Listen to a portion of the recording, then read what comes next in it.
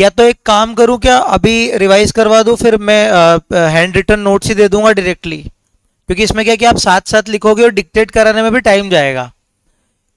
इससे अच्छा मैं अगर हैंड रिटन नोट्स दे दूं, चलेगा आप लोगों को? वो ज़्यादा इफेक्टिव है कि बाद में लिखने नहीं पाएंगे तो। है, नोट भेज दूंगा सबसे अच्छा, अभी रिवाइज कर लो यार। लिखवा तो दूं, लेकिन 2 3 4 घंटे लग जाएंगे पूरा चैप्टर लिखने में, इतना टाइम नहीं है। तू बैठ जाएगा 8 बजे तक? तू बैठ जाएगा, कन्हैया नहीं बैठ पाएगा। नहीं ऐसी बात नहीं है यार, रिवाइज कर लेते हैं ना, मैं नोट्स तो दूंगा ही सही, ऐसा कोई थोड़ी। ये वाले दे दिए, हैंड रिटन भी दे देंगे, और बोलो आपके बदले हम एग्जाम भी लिख के आ जाएंगे, बोलो बस। अब आ रही है भैया? पता नहीं यार भैया, मैं आया जब पूरा ये लाइक वैसा ही था। अच्छा, एकदम बीच में एकदम लाइट तो नहीं चली गई थी? हाँ जी, मैं जो आपको पढ़ा रहा था, मेन मेन अपन कीवर्ड, मैंने क्या बोला था कि शुरू में आप समझने पे फोकस करो, अब अपने को मेजरली रटने पे फोकस करना है। समझ अपन ने लिया, अब कुछ कुछ ऐसे कीवर्ड अपन याद कर लें कि अपना आंसर अच्छे से फॉर्म हो जाए। पहला कीवर्ड अपने को मैनेजमेंट में याद रखना है, सर्टेन ऑब्जेक्टिव्स। सर्टेन ऑब्जेक्टिव्स को कंप्लीट करना है या पूरा करना है, जो हमारा बेसिक पर्पस है। तो बेसिक पर्पस और सर्टेन ऑब्जेक्टिव्स, ये दो चीजें याद रखनी है। और ये हम कैसे अचीव करेंगे, तो हम कुछ एक्टिविटीज परफॉर्म करेंगे, जिसको हमने इंटर रिलेटेड एक्टिविटीज कहा। क्यों? क्योंकि एक एक्टिविटी आपस में इंटर रिलेटेड होती है। आपको 3 चीजें याद रखनी है। पहला, सर्टेन ऑब्जेक्टिव अचीव करना है। बेसिक पर्पस से ये ऑब्जेक्टिव आता है, हमारा बेसिक पर्पस ऑर्गेनाइजेशन का। और वो हम कैसे करेंगे? सर्टेन एक्टिविटीज को परफॉर्म करेंगे, जो कैसी एक्टिविटीज है आपस में इंटर रिलेटेड है। तो आप इंटर रिलेटेड एक्टिविटी बोलो, चाहे आप इंटर रिलेटेड फंक्शंस बोलो, बात सेम थी। फिर मैंने क्या बोला था कि आपको कैसे अपने गोल्स को अचीव करना है, इफिशिएंटली एंड इफेक्टिव मैनर में। इफिशिएंटली मतलब कम टाइम में अच्छा काम करना, कम कॉस्ट में ज्यादा ज्यादा बेनिफिट अचीव करना। और इफेक्टिवनेस का मतलब क्या था? क्वालिटी का काम करना। तो क्वालिटी का मतलब doing right things, and quantity ए आपने इसका इफिशिएंसी का मतलब क्या था? Doing the things right in the right way, doing the things right. तो मतलब अच्छे से काम करना इफिशिएंसी, और अच्छा काम करना क्या था? इफेक्टिवनेस। फिर मैंने बोला था कि टॉप मैनेजमेंट किस में इन्वॉल्व होता है? प्लानिंग में, डिसीजन लेने में, ऑर्गेनाइज करने में। और मिडिल और लोअर लेवल में मैनेजमेंट ज्यादातर क्या करता है? वो आपके एग्जीक्यूशन में फोकस करता है। फिर मैंने बोला था कि भैया, एक मैनेजमेंट, एक ऑर्गेनाइजेशन में मैनेजमेंट करने के लिए बहुत सारे डाइवर्स टास्क आपको करने पड़ते हैं। और वो डाइवर्स टास्क भले ही अपने आप में है डिफरेंट, लेकिन उनका एक कॉमन ऑब्जेक्टिव है कि हमको हमारे ऑर्गेनाइजेशन के गोल को अचीव करना है। फिर हमने बोला था कैसे अचीव करोगे, तो एक ही चीज लाइन को उसने बार बार लिखा था कि इफेक्टिवनेस के साथ और इफिशियंसी के साथ। फिर मैंने बोला था कि इफिशियंसी का मतलब मिनिमम कॉस्ट में काम कर देना, और इफेक्टिवनेस का मतलब क्या था? क्वालिटी के साथ काम करना। तो यहाँ पर यही है, इफिशियंसी मतलब कि कम से कम इनपुट में मैक्सिमम आउटपुट कैसे आ सकता है, और मिनिमम रिसोर्सेज में मैक्सिमम आउटपुट कैसे आ सकता है। यही डिटरमाइन करने को हम क्या बोल रहे थे? इफिशियंसी बोल रहे थे। फिर कैरेक्टरिस्टिक्स में पहला कैरेक्टरिस्टिक सिंपल है। इसमें उसने बोला है कि मैनेजमेंट कैसी एक्टिविटी है, तो हम बोलेंगे गोल ओरिएंटेड है, कि हमको कहीं पे पहुंचना है, तभी तो हम आज चलना शुरू कर रहे हैं ना। तो बेसिक हमारे गोल जो है वो निर्धारित होने चाहिए, और ये हमारे जीने की वजह होना चाहिए। तुम ही हो मेरे जीना की वजह। तो ये जो ऑर्गेनाइजेशन है, ये ऑर्गेनाइजेशन का जो गोल है, वो रीजन फॉर इट्स एग्जिस्टेंस है। उसके बाद ये सिंपल और क्लियरली स्टेटेड होना चाहिए। मतलब ऐसा नहीं है कि हमने सबको अलग अलग गोल बता दिए, पूरी ऑर्गेनाइजेशन का एक ही गोल होना चाहिए ना। तो इसीलिए वो सिंपली एंड क्लियरली स्टेटेड होना चाहिए। और फिर हम बोल रहे हैं कि हर ऑर्गेनाइजेशन का अपना डिफरेंट गोल हो सकता है। तो कीवर्ड इतने याद रखने थे अपने को, बेसिक गोल, रीजन है मेरे एग्जिस्टेंस का, और हर ऑर्गेनाइजेशन का डिफरेंट गोल हो सकता है। परवेजिव का मीनिंग क्या बताया था? जिसका इम्पैक्ट एक से ज्यादा जगह भी है। तो यहाँ परवेजिव का मतलब क्या था कि जो मैनेज, कुल मिला के जो मैनेजमेंट है वो हर ऑर्गेनाइजेशन में मोर और लेस सेम ही होता है, कॉमन टू ऑल ऑर्गेनाइजेशन। लेकिन डिफरेंस कहाँ आ जाता है भाई?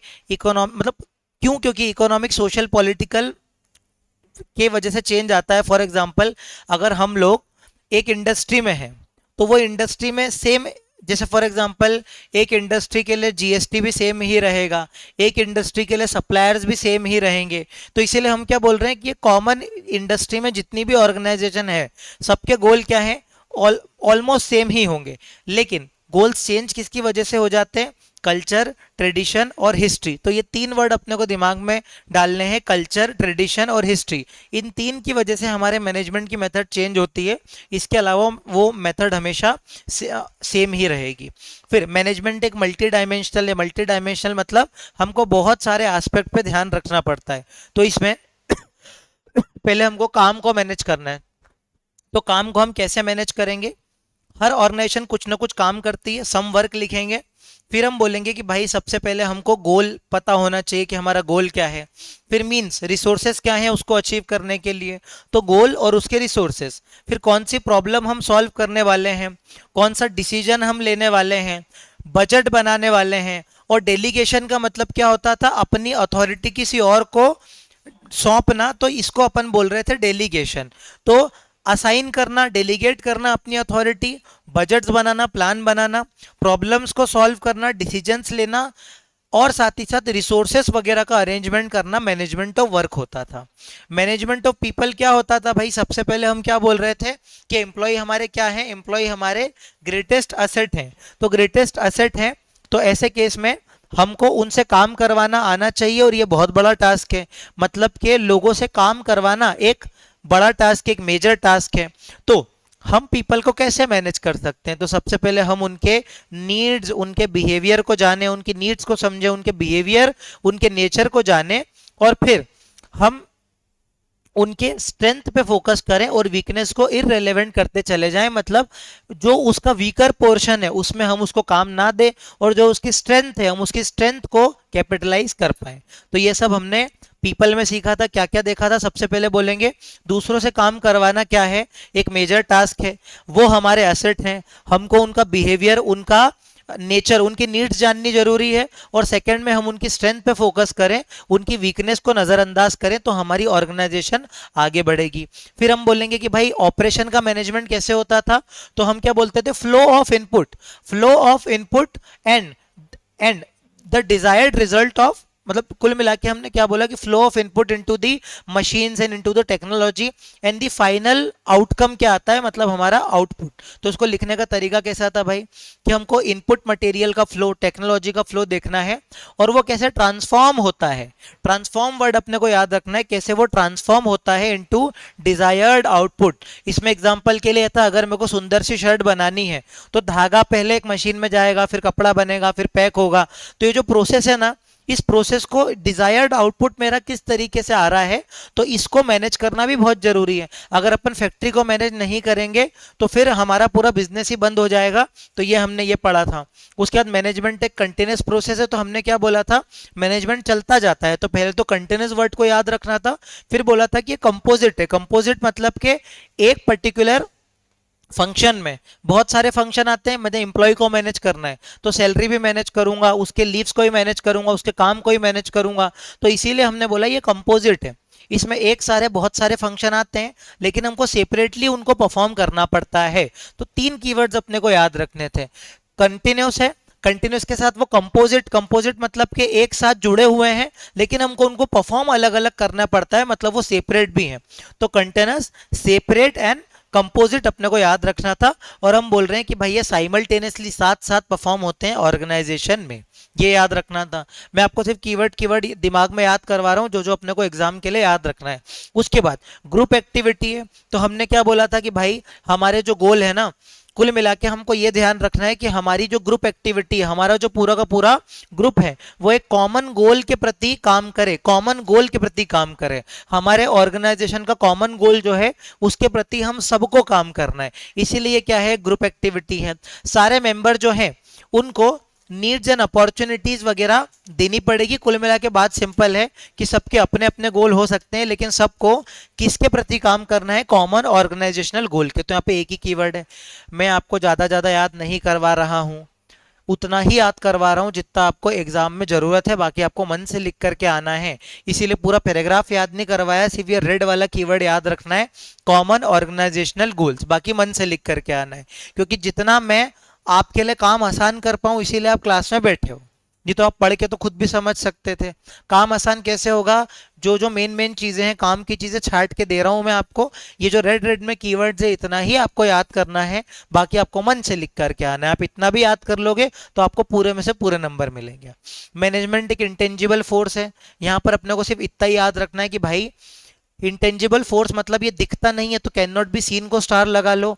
कैन नॉट बी सीन दिखता नहीं है, लेकिन उसकी प्रेजेंस जो है वो फील होती है। क्या बात है, दिख नहीं रहा लेकिन उसकी उपस्थिति, उसकी जो मौजूदगी है वो हमें महसूस होती है, मतलब प्रेजेंस उसकी फील हो रही है, लेकिन लेकिन जो है हम उसको देख नहीं सकते। Can not be seen but it's present can be felt. बहुत बढ़िया। तो वैसे ही हमारी ऑर्गेनाइजेशन, हमारा मैनेजमेंट अच्छे से काम करता है, ये कैसे पता पड़ेगा? उसमें टैलेंट है, टैलेंट दिखता थोड़ी है, देख किसका कितना टैलेंट दिख रहा है, टैलेंट नहीं दिखता ना, टैलेंट नहीं दिखता, हम उसके काम से देखते हैं उसका टैलेंट। जैसे कि टारगेट मीट हो गए, प्लान के हिसाब से टारगेट मीट हो गए। जैसे कि हमको किसी ने बताया कि मयंक तो बहुत अच्छा पढ़ता है, तो हम मानने को तैयार नहीं है खुद ही नहीं मान रहा है मान लो कि मयंक जो है वो बहुत अच्छा पढ़ता है, ऐसा बोल दिया, लेकिन हम लोग नहीं मान रहे हैं। तो मयंक ने बोला ठीक है मेरी परफॉर्मेंस देख लो।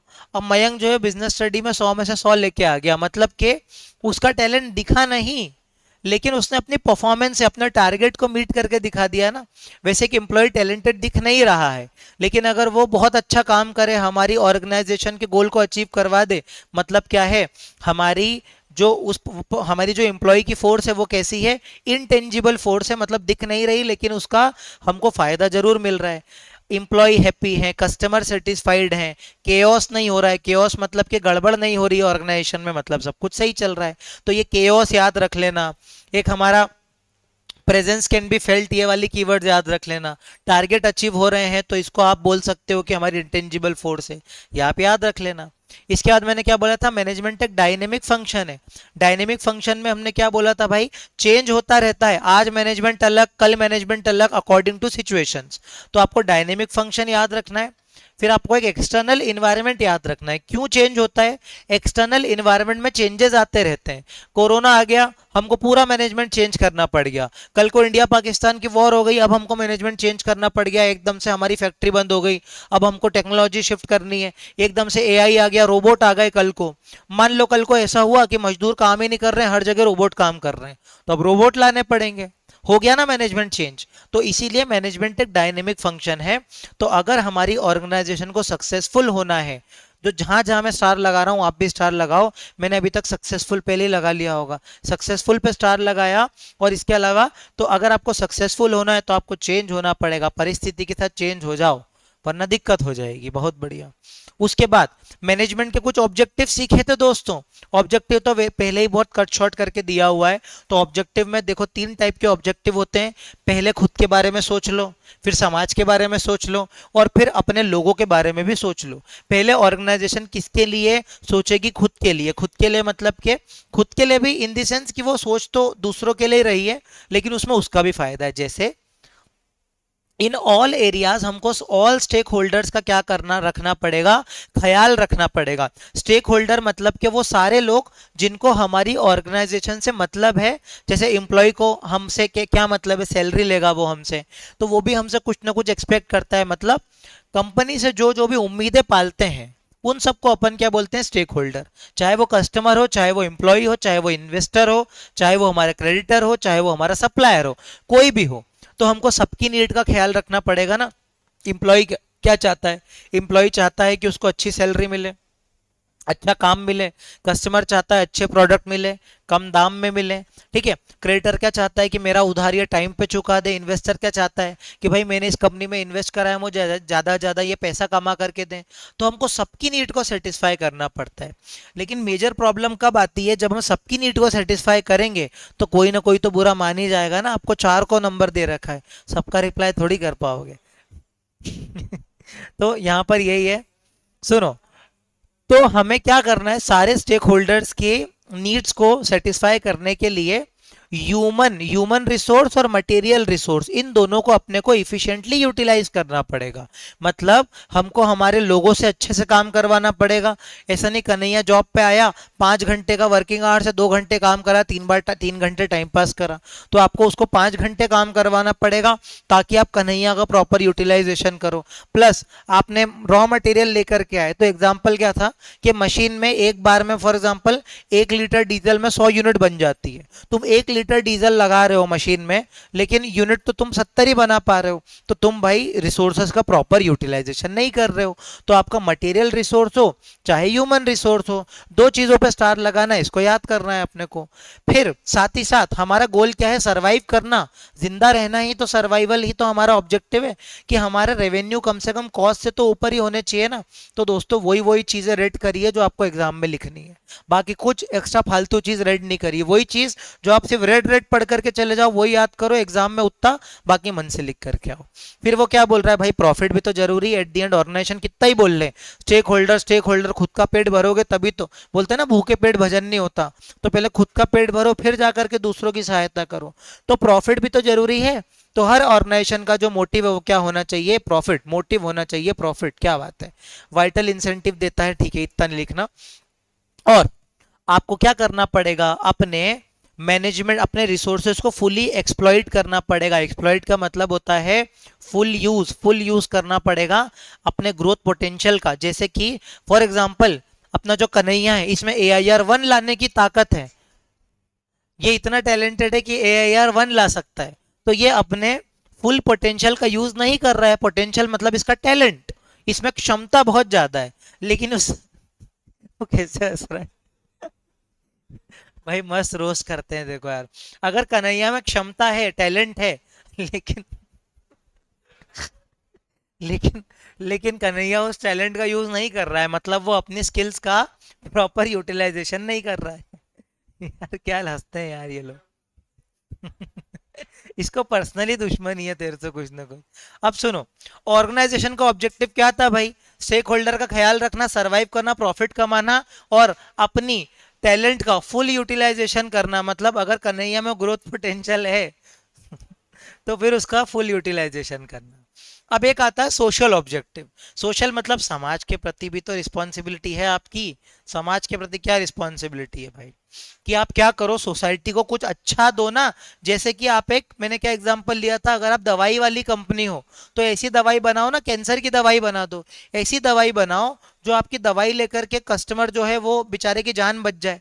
कहने का मतलब क्या है कि आपको सोशल ऑब्लिगेशन भी फुलफिल करनी पड़ेगी, आपको इकोनॉमिक वैल्यू देनी पड़ेगी। सबसे इंपॉर्टेंट कीवर्ड जो रेट में है, इकोनॉमिक वैल्यू का मतलब ये होता है, अगर कोई व्यक्ति आपसे कोई चीज ले रहा है तो उसका ये हक बनता है कि वो आपसे मैक्सिमम क्वालिटी एक्सपेक्ट करे। जैसे अगर आप कुछ उसको बेच रहे हो तो आपकी जिम्मेदारी है, जैसे अगर आप उसको कोई खाने के आइटम बेच रहे हो तो आपकी जिम्मेदारी है ना कि वो खाने के आइटम खराब ना निकले। तो आपको इकोनॉमिक वैल्यू देनी है कि यार वो बोले कि यार बेस्ट सर्विस मिली मेरे को यहाँ से यार। अगर आप एक हॉस्पिटल हो तो आप उसको एक्स्ट्रा दो सर्विसेज दो ना, ताकि वो एकदम खुश होकर के जाए। इसीलिए आपको उसको अच्छी इकोनॉमिक वैल्यू देनी है, आपका सोसाइटी का एक ऑब्जेक्टिव हो गया।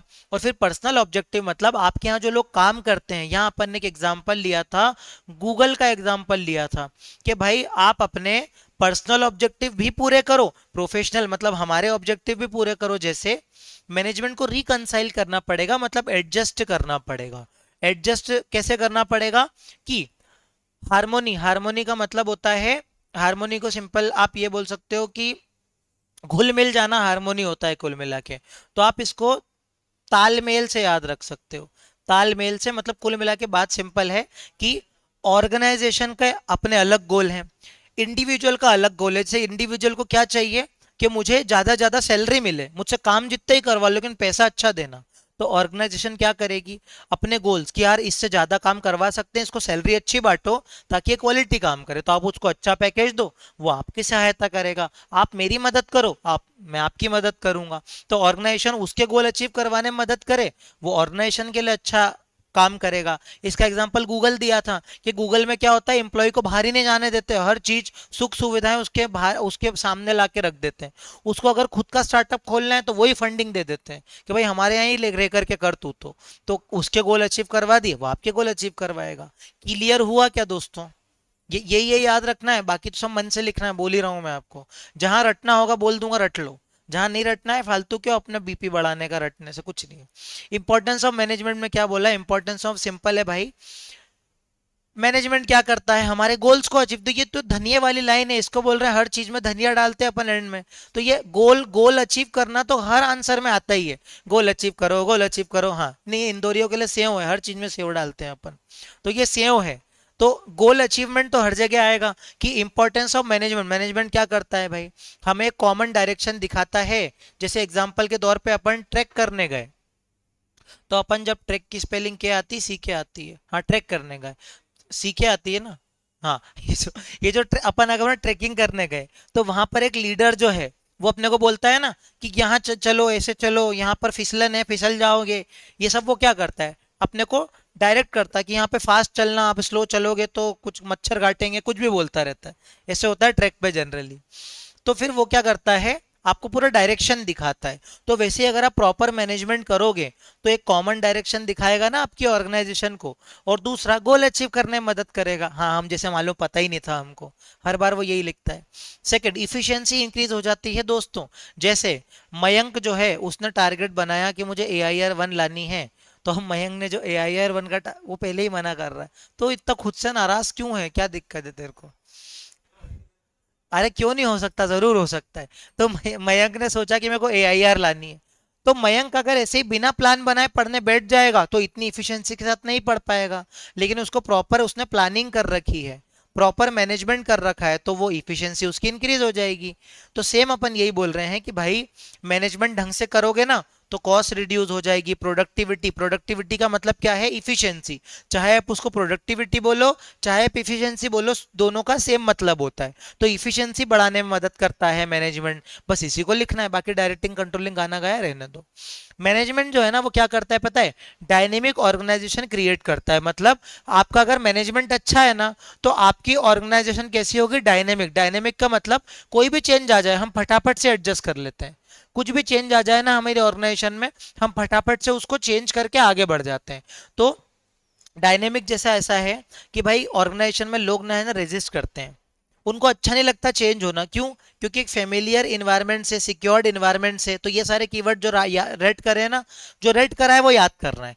फेमिलियर इन्वायरमेंट से, सिक्योर इन्वायरमेंट से लोग बड़े अच्छे थे। जैसे मैंने एग्जांपल क्या दिया था क्लास में कि कन्हैया जो है वो बढ़िया है यार, कि आराम से 1 घंटे का ब्रेक मिल जाता है, कोई दिक्कत नहीं है।